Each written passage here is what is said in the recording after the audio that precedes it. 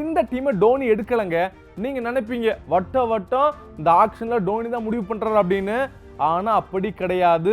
இன்னொன்னு, அவரு 4 கோடிக்கு தான் தக்க வைக்கப்பட்டிருக்கிறாரு. அவரோட சேர்த்து பார்த்தீங்கன்னா 18 கோடி 12 கோடி அப்படின்னு ஏகப்பட்ட ஆட்களை தக்க வச்சிங்க இல்லையா, அவங்களுடைய பெர்ஃபார்மன்ஸ் என்ன ஆச்சு அப்படின்னு பயங்கரமான கேள்விகளை கேட்டிருக்கிறாரு சின்ன தல ரெய்னா.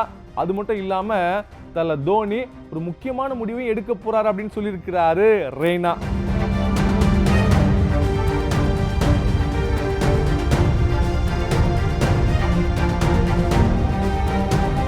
ஐபிஎல் ரொம்ப மும்முரமா நடந்துகிட்டு இருக்கு. சென்னை பாத்தீங்கன்னா ஒரு வலுவான டீமா தான் எல்லா வருஷமும் இருப்பாங்க.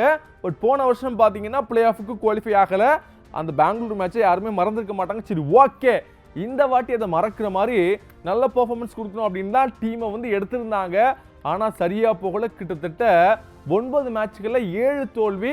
கிட்டத்தட்ட அவங்க வந்து பிளே ஆஃப்க்கு போக முடியாது அப்படிங்கிற சூழல் உருவாயிருச்சு. இந்த நிலையில் தான் ஏகப்பட்ட கேள்விகளை சென்னைக்கு எதிராகவும் அந்த டீமுக்கு எதிராகவும் கேட்க ஆரம்பிச்சிருக்கிறாங்க. இந்த நேரத்தில் முன்னாள் பிளேயரான சுரேஷ் ரெய்னா சின்னத்தில் சில விஷயங்களை போட்டு உடைச்சிருக்கிறாரு.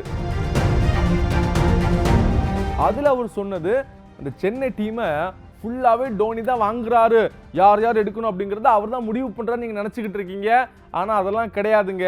மேபி ஃபோனில் வந்து இவர் வாங்கலாமா வேண்டாமா அப்படிங்கிறத பற்றி தான் கேட்பாங்களே தவிர தோனியோடைய ஃபுல் பொட்டன்ஷியலான விஷயங்கள்லாம் அங்கே இருக்கிறதுல அதை நீங்களே பார்க்க முடியுது இல்லையா அப்படிங்கிற மாதிரி கேட்டிருக்கிறாரு. இன்னொன்று, நீங்களே பாருங்க, அவருக்கு 43 வயசு ஆகுது. அவர் அந்த வயசுலையும் கேப்டன் பண்ணுறாரு, பேட்டிங் பிடிக்கிறாரு, நல்ல ஸ்ட்ரைக் ரேட்டோட ஆடிக்கிட்டு இருக்கிறாரு. குறிப்பாக 20 ஓவர் கீப்பிங் பண்ணிக்கிட்டு இருக்கிறாரு.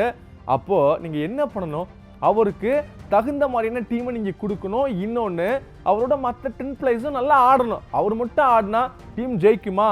மிச்ச 10 பிளேயர்ஸ் என்னதான் செய்கிறாங்க?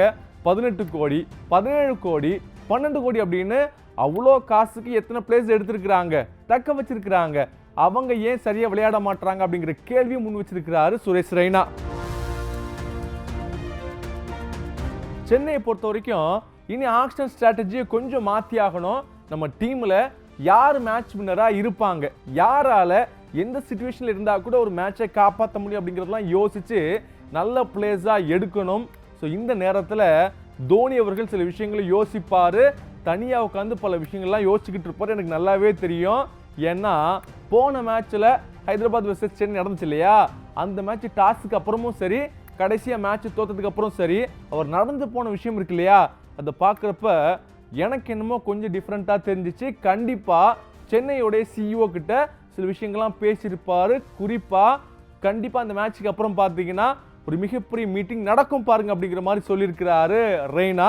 ஸோ இதெல்லாம் நல்லா பார்த்துக்கிட்டு, இந்த வருஷம் தான் போச்சு, சாமிக்கு விட்டுட்டீங்க, அடுத்த வருஷமாவது நல்ல டீம் எடுக்கணும். ஸோ அதுக்கு தகுந்த மாதிரி பிளேயர்ஸை செலக்ட் பண்ணுங்க அப்படிங்கிற மாதிரி பேசிக்கிட்டு இருக்கிறாங்க சென்னை ஃபேன்ஸு.